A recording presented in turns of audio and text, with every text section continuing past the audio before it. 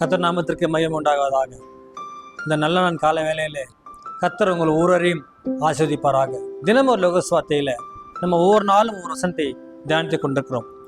இன்று ஒரு வசனத்தை நம்ம பார்க்கலாம். பிரசங்கின் புஸ்தகத்தில் 3வது அதிகாரம் 11வது வசனம். அவர் சகலத்தையும் அதினதின் காலத்திலே நேர்த்தியாக செய்திருக்கிறார். அவர் சகலத்தையும் அதினதின் காலத்திலே நேர்த்தியாக செய்திருக்கிறார். எல்லாவற்றுக்குமே ஒரு காலம் இருக்கிறது, எல்லாவற்றுக்கும் ஒரு நேரம் இருக்கிறது. பிரசங்கி சொல்கிறார், எல்லாவற்றுக்குமே ஒரு காலம் உண்டு. பிறக்க ஒரு காலம் உண்டு, இறக்க ஒரு காலம் உண்டு, நட ஒரு காலம் உண்டு, நட்டதை பிடுங்க ஒரு காலம் உண்டு, அழ ஒரு காலம் உண்டு, நகைக்க ஒரு காலம் உண்டு, சண்டை போட ஒரு காலம் உண்டு, சமாதானம் பண்ண ஒரு காலம் உண்டு, யுத்தம் பண்ண ஒரு காலம் உண்டு, யுத்தம் செய்யாமல் இருக்க ஒரு காலம் உண்டு. எல்லாவற்றுக்குமே ஒரு காலம் இருக்கிறது, ஒரு நேரம் இருக்கிறது. கர்த்தர் அப்படிதான் வைத்திருக்கிறார். உங்களுக்கு கிடைக்கக்கூடிய பலனை, உங்களுக்கு கிடைக்கிற ஆசீர்வாதத்தை கர்த்தர் உங்களுக்கு சரியான நேரத்தில் கொடுப்பார். நம்ம சோர்ந்து போகிறோம், எப்போது பார்த்தாலும் சோர்ந்து போகிறோம். நமக்கு இது கிடைக்கவில்லை, நம்ம இது இவ்வளவு நாட்களாக பிரயாசப்பட்டு கொண்டே இருக்கிறோம், இதற்காக ஜெபித்து கொண்டே இருக்கிறோம், எனக்கு இது கிடைக்கவில்லை, எனக்கு இது ஒன்று சேரவில்லை, எனக்கு வர வேண்டிய காரியம் நடக்கவில்லை, சரியான வேலை இந்த வேலைக்காக நான் போய் கொண்டிருக்கிறேன், அந்த வேலை கிடைக்கவில்லை, திருமண காரியங்கள் நடக்கவில்லை, குடும்பத்தில் பிரச்சனை இருக்கிறது, எப்படி நடக்கும்? இப்படி ஒவ்வொன்றுக்காக நம்ம கவலைப்பட்டு கொண்டு துக்கப்பட்டு கொண்டே இருக்கிறோம். ஆனால் கர்த்தர் சொல்கிறார், அவர் சகலத்தையும் எல்லாவற்றையுமே அதினதின் காலத்திலே எப்ப அதை சேர்க்க வேண்டும், எப்ப பிரிக்க வேண்டும், எப்ப ஒன்று கூட்ட வேண்டும், எப்ப நமக்கு ஆசீர்வாதத்தை கொடுக்க வேண்டும் என்று கூட கர்த்தர் நியமித்து வைத்திருக்கிறார். சகலத்தையும் அதினின் காலத்திலே நேர்த்தியாக. எப்படி செய்யற பாருங்க, நேர்த்தியாக, கோணல் மாணல் அல்ல, முரண்பாடு அல்ல, முன்னுக்கு பின்னான அல்ல, நேர்த்தியாக செய்து வருகிறார். கர்த்தர் சகலத்தையும் அதினின் காலத்திலே நேர்த்தியாக எல்லாவற்றையுமே செய்து வருகிற ஒரு ஆண்டவராக இருக்கிறார். அதனால நம்ம சோர்ந்து போகாதபடி இருக்க வேண்டும். நமக்கு கிடைக்கக்கூடிய எல்லா விதமான காரியங்களிலும் கர்த்தர் நேர்த்தியாக செய்வார். உடனே கொடுக்க மாட்டார், லேட்டாவது நினைக்காதீங்க. எல்லாவற்றுக்குமே ஒரு காலம் இருக்கிறது, ஒரு நேரம் இருக்கிறது. ஆண்டவர் இந்த உலகத்தை படைக்கும் பொழுது பாருங்க, இந்த உலகம் அது இருளாக இருக்கிறது, பூமியானது வெறுமையும் ஒழுங்கின்மையுமா இருக்கிறது, பூமி முழுவதுமாக இருளாக இருக்கிறது. ஆவியானவர் ஜலத்தின் மேல் அசவாடி கொண்டிருந்தார் என்று பார்க்கிறோம். அது ஒழுங்குபடுத்தினார். அது ஒழுங்கு பண்ணக்கான ஒரு நேரம் வந்தது, அது சரி பண்ணக்கூடிய ஒரு நேரம் வந்தது. ஒரு வெளிச்சம் உண்டாக்கடவது என்றார், வெளிச்சம் உண்டாயிற்று. எப்ப வெளிச்சம் கொடுக்க வேண்டும்? முதல்ல இந்த இருளை போக்குவதற்காக ஒரு வெளிச்சம் வேண்டும் என்று ஒரு வெளிச்சத்தை கொடுத்தார். அது இரவை வெளிச்சம் இரண்டாக பிரித்தார். இருள் என்றும் இருளுக்கு இரவு என்றும் பகலுக்கு வெளிச்சத்துக்கு பகல் என்றும் பெயரிட்டார். இப்படி ஒவ்வொன்றையும் கர்த்தர் படைத்தார். மரம், செடி, கொடிகள், புல் பூண்டுகள், ஊர் பிராணிகள் எல்லாவற்றையுமே ஒவ்வொரு நாளையும் கர்த்தர் படைத்தார். எல்லாவற்றுமே படைக்கின்ற நேரமும் படைக்கின்ற காலங்களும் கர்த்தர் நியமித்து வைத்தது. அப்படிதான் நடக்கும். கர்த்தர் ஏனென்றால் உங்களை தெரிந்து வைத்திருக்கிறார். அவர் படைத்த காரியங்கள் பாருங்க, எல்லாவற்றையுமே நேர்த்தியாக வைத்தார், சரியாக வைத்தார். எது எங்கே வைக்க வேண்டும், எது இப்படி நடக்க வேண்டும் என்று ஆண்டவர் சரியாக நேர்த்தியாக வைக்கிற ஒரு ஆண்டவராக இருக்கிறார். நான் உனக்கு முன்னே போய் கோணலானவை செவியாக்குவேன். அது சரியில்லாத பாதை இருக்கிறது, அது கடவுளான பாதை இருக்கிறது, கோணலா இருக்கிறது. அதை செவைப்படுத்துகிற கர்த்தர், அதை சரி பண்ணுகிற கர்த்தர், நேர்த்தியாக செய்கிற ஒரு கர்த்தர் நம்முடைய ஆண்டவர். அதனால நம்ம எப்படி போனாலும் சரி, நம்ம முன்னுக்கு பின்னாக போனாலும் சரி, அல்லது பழக்கங்களை போனாலும் சரி, எதில் போனாலும் சரி, கர்த்தர் உங்களை இழுத்து பிடித்து ஒரு நேர்த்தியாக செல்வதற்காக உங்களை தயார்படுத்தி கொண்டிருக்கிறார்.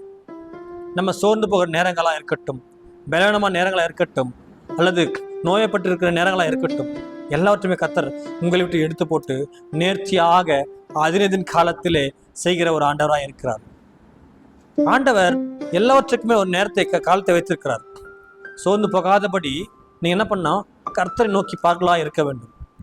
நான் இப்படி இருக்கிறேனே, எனக்கு எப்போது நல்ல காரியம் நடக்கும், அல்ல திருமண காரியம் தடைப்பட்டு கொண்டே இருக்கிறது, நிச்சயமாக கர்த்தர் செய்வார். இன்னாருக்கு இன்னார் என்று கர்த்தர் வைத்திருக்கிறார். ஏற்ற துணையை உண்டாக்குவேன் என்று ஆண்டவர் சொல்லியிருக்கிறார். அதனால நிச்சயமா உங்களுக்கு குறித்த அந்த துணையை கர்த்தர் நிச்சயமா கொடுப்பார். அல்லது திருமணம் ஆகி இத்தனை வருஷம் ஆகிட்டது, பிள்ளை இல்லாமல் இருக்கிறது, எல்லாரும் பார்க்கலாம் கேலி செய்கிறார்களே, கிண்டல் செய்கிறார்களே என்று நீங்கள் நினைக்காதீர்கள். அதின் காலத்தில் கர்த்தர் நிச்சயமாக எல்லாவற்றுக்கும் மேலான பெரிய ஆசீர்வாதத்தை கர்த்தர் கொடுப்பார். உங்களுக்கு கொடுக்குற ஆசீர்வாதம் மிக பெரிதா இருக்கும், நேர்த்தியாக இருக்கும். மற்ற எல்லாம் உங்களை பார்த்து மூக்கு மேல விரலைக்கிற மாதிரியான ஆசீர்வாதத்தை கர்த்தர் கொடுப்பார். ஓ, இவன் இப்படி இருந்தானே, இவன் அவ்வளவுதான், இவன் சீர்கெட்டு போயிட்டான், இனி இவனால் ஒன்று பண்ண முடியாது, இவனால் முன்னேற முடியாது என்று ஏளனமாய் பார்த்தவர்கள், நகைத்தவர்கள், நம்மை சீர்தூக்கி நம்மை மேலாக பார்க்கிற நேரம் காலம் வரும். ஆண்டவர் அப்படிதான் எல்லாவற்றையுமே நேர்த்தியாக வைக்கிறார். பிரசங்க சொல்கிறார் பாருங்க, வாழ்ந்துக்கே நான் பார்க்க எல்லாமே ஒன்றும் இல்லாமல் இருக்கிறது, அது வெறுமையா இருக்கிறது. சூரியனுக்கே கண்ட எல்லாமே எதுவும் பிரயோஜனமே இல்லை. ஆனால் மனுஷன் எல்லாத்துக்காக ஓடிக்கொண்டே இருக்கிறான். அவன் உலகம் முழு ஆதாயப்படுத்தி கொண்டால் தன் ஜீவன் நஷ்டப்படுத்த அவனுக்கு லாபம் என்ன என்று பார்க்கிறோம். அவன் உலகம் முழு ஆதாயப்படுத்தி கொண்டே இருக்கிறான், இந்த அனுதினம் வேலை செய்து கொண்டே இருக்கிறான், உழைத்து கொண்டே இருக்கிறான்.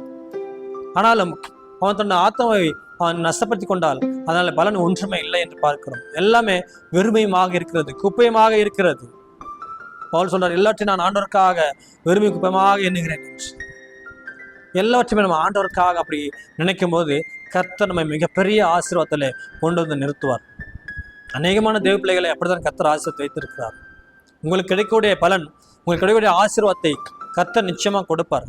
அதினத்தின் காலத்திலே உங்களுக்கு வேலை வாய்ப்பு இல்லை, உங்களுக்கு வேலை நம்ம ப்ரொமோஷன் கிடைக்கல, சம்பளம் கிடைக்கல நினைக்காதீங்க.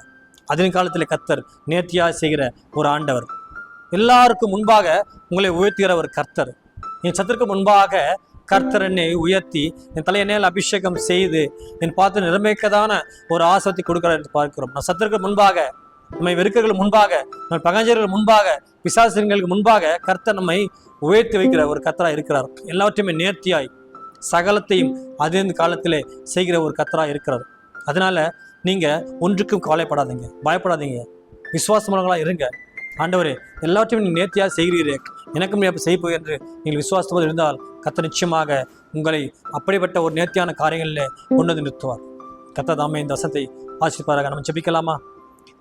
எங்கள் அதிகமான சமய பரிசுத்தமான தகப்பனே, கர்த்தர் சகலத்தையும் அதிலிருந்து காலத்திலே நேர்த்தியாக வைத்துக்கார் என்று பார்க்கும் தகவல். ஆண்டவரே, நீ அப்படி எல்லாவற்றையும் நேர்த்தியாய் வைத்து கிருபைக்காக செய்ய கிருபைக்காக நன்றி செலுத்துகிறோம் தகப்பனே. இதை கேட்டுக்கொண்டிருக்கிற ஒவ்வொரு பிள்ளைகளையும் நீ பேராய் தொட்டு ஆசிரியமா ஜெபிக்கிறோம்.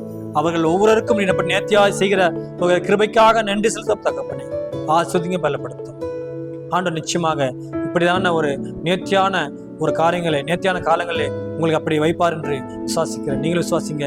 கர்த்தர் தாமே உங்களை ஆசீர்வதிப்பாராக. ஆமென்.